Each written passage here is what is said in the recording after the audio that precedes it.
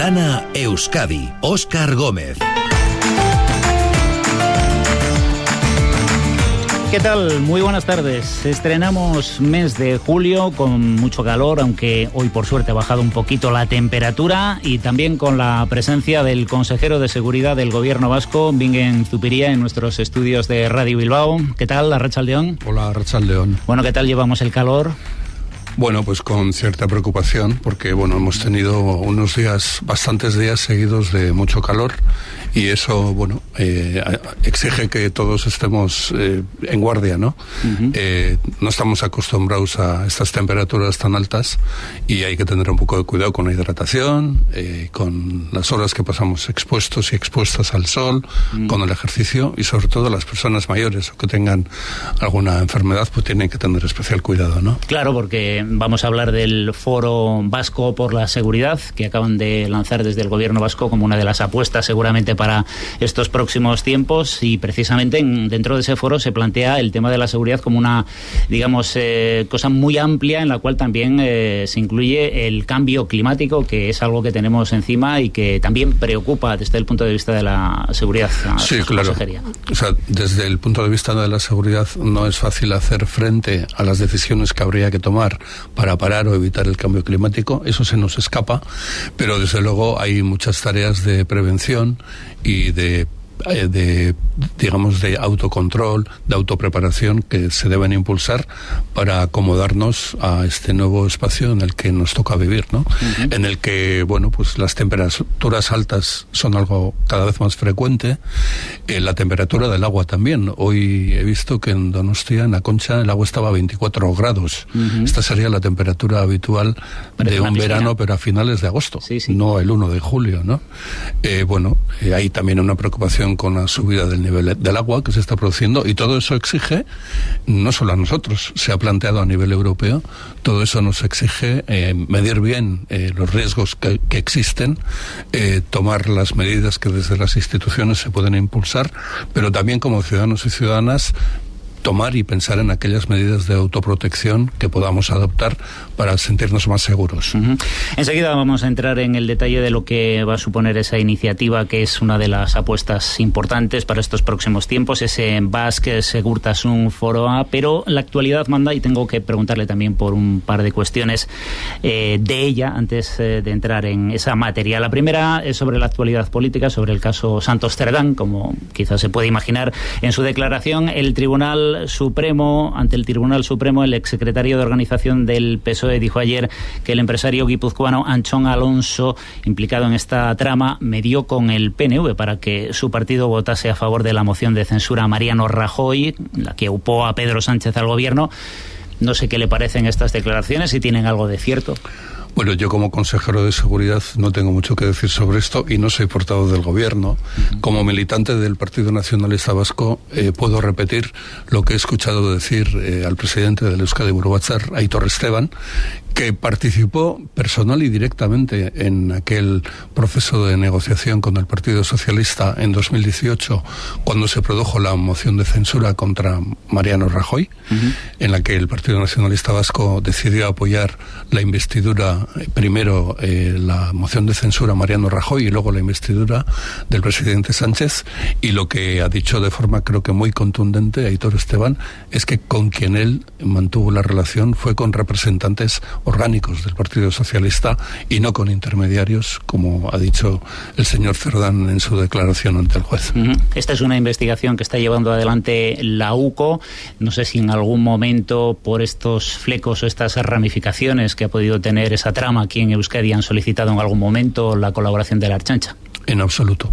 Pero como miembro del gobierno vasco sí puedo decir que aunque no hubiera ningún indicio que haga pensar lo contrario, el lehendakari Manuel Pradales decidió revisar todos los contratos públicos que se han realizado en los últimos 10 años para tener la certeza absoluta de que no exista ninguna relación con esta supuesta trama de corrupción. Uh-huh.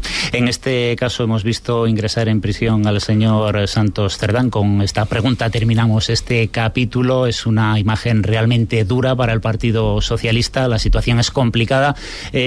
¿Cómo lo ve usted? ¿Cree que el Partido Socialista, el presidente Sánchez, va a poder seguir resistiendo o no tiene ya mucha más salida? No sé si también les está afectando en este caso toda esta situación en el gobierno vasco, en la coalición del PNV con el Partido Socialista. Bueno, en primer lugar, y aquí me pongo otra vez la chapela de militante del Partido Nacionalista Vasco, bueno, pues recordar que la razón por la que el Partido Socialista Obrero Español impulsó la moción de censura contra Mariano Rajoy fue las condenas de corrupción que había tenido el Partido Popular.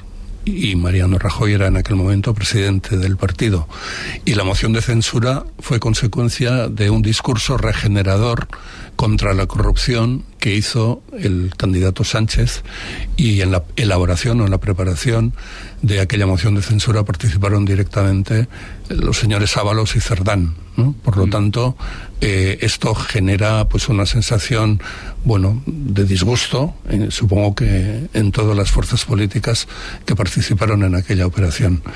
Y desde un punto de vista más personal, pues la verdad, al final, yo sé que muchos ciudadanos, a todos los que estamos en política, nos ven de la misma manera, dicen todos son iguales, y la verdad es que, bueno, cuando uno ve estas cosas, pues a mí personalmente me duele que me puedan comparar con quienes tienen esos comportamientos. No me hacen ninguna gracia. ¿Comparten ustedes en el gobierno vasco el espacio con los socialistas también? ¿Están percibiendo algún tipo de tensión por este lado o siguen funcionando mientras se aclara la situación? El gobierno está funcionando perfectamente y mantenemos una relación estrecha entre todos los departamentos para cumplir con aquello que nos une, que es el acuerdo de gobierno que pactaron el Partido Nacionalista Vasco y el Partido Socialista de Euskadi, y para lo que nos nombraron a nosotros, que es para desarrollar ese acuerdo de gobierno. Solo otra cuestión de actualidad. Tenemos hoy un homicidio en Bilbao que se ha conocido en las últimas horas. La Ertzaintza ha detenido a un hombre de 30 años, al parecer por ese homicidio, como responsable de la muerte de otro hombre en Bilbao.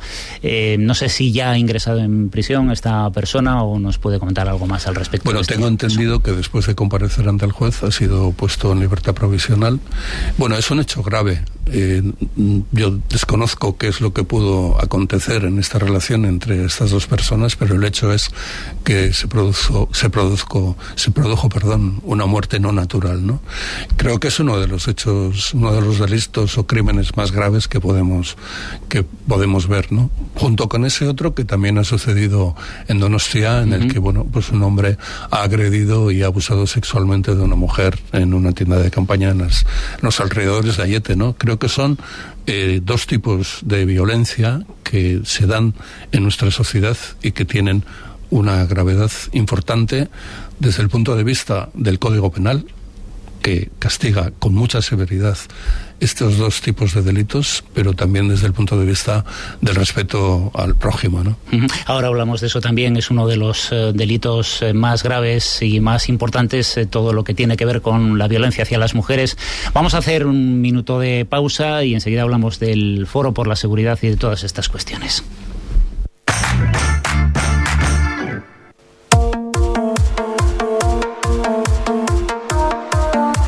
Estamos hablando con el consejero de Seguridad del Gobierno vasco, con Bingen Zupiria. Usted ya lo había advertido hace unos meses, está aumentando la inseguridad ciudadana. Por recordar solo algunos datos, el año pasado se registraron más de 141.000 delitos en Euskadi, es un 2% más que el año anterior.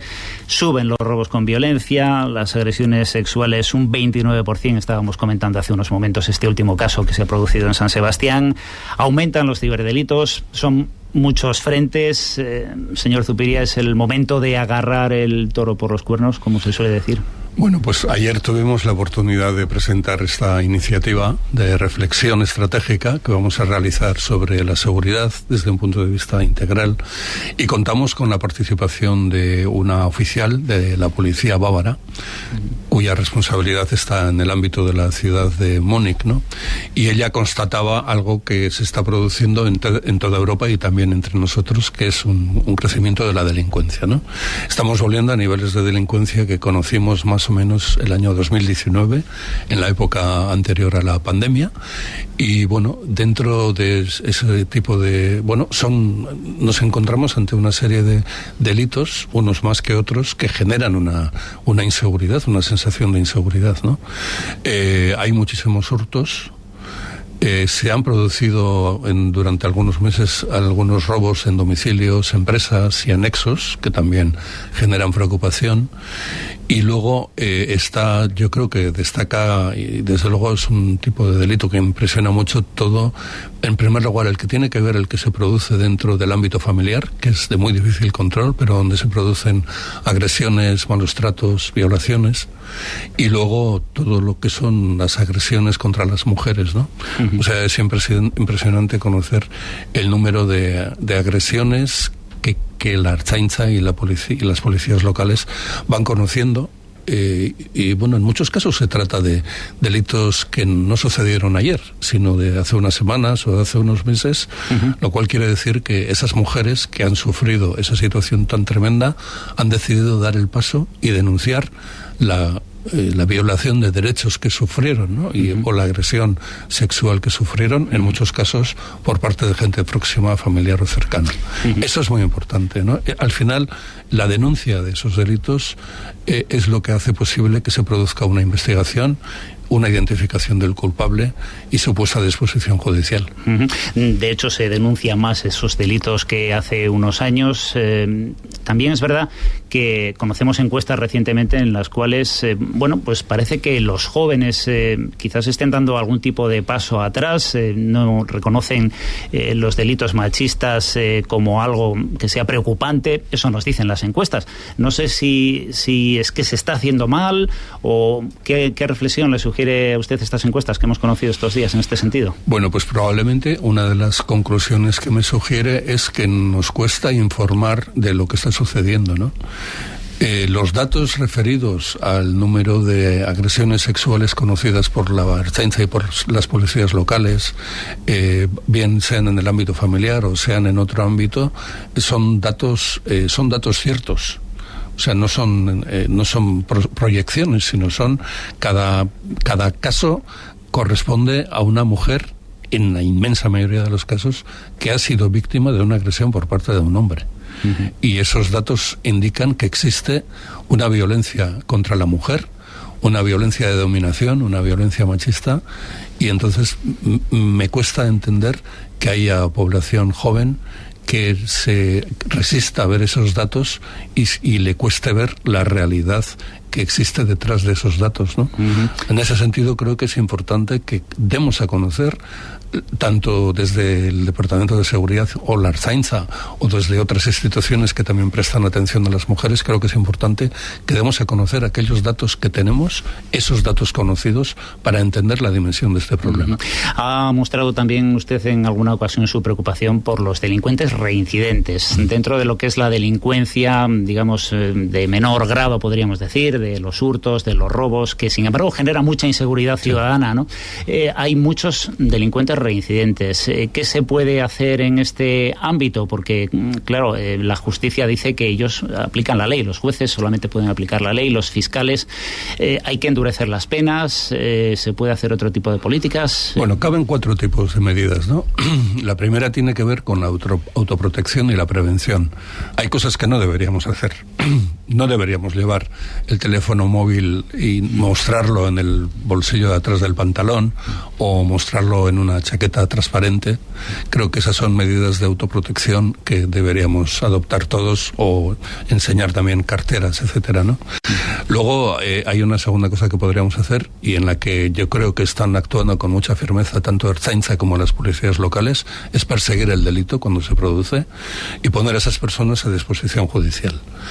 Creo que tenemos que impulsar, en tercer lugar, una colaboración interinstitucional entre jueces, fiscales, Ertzaintza y policías locales, para ver cómo, sin rasgar o sin vulnerar los derechos básicos que toda persona tiene, podemos hacer valer esta reincidencia para que los juicios correspondientes se produzcan con mayor rapidez, y creo que los juicios rápidos serían importantes.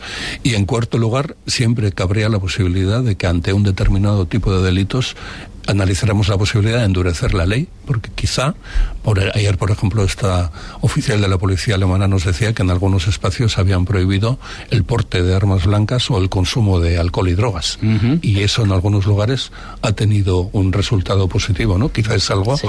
En este caso la decisión corresponde al Parlamento español, pero quizá es algo que deberíamos impulsar. Quizá se refería a esto ayer el Lehendakari cuando presentaba en el Foro por la Seguridad estas iniciativas, y hablaba de que hay que hablar de todo sin tabúes.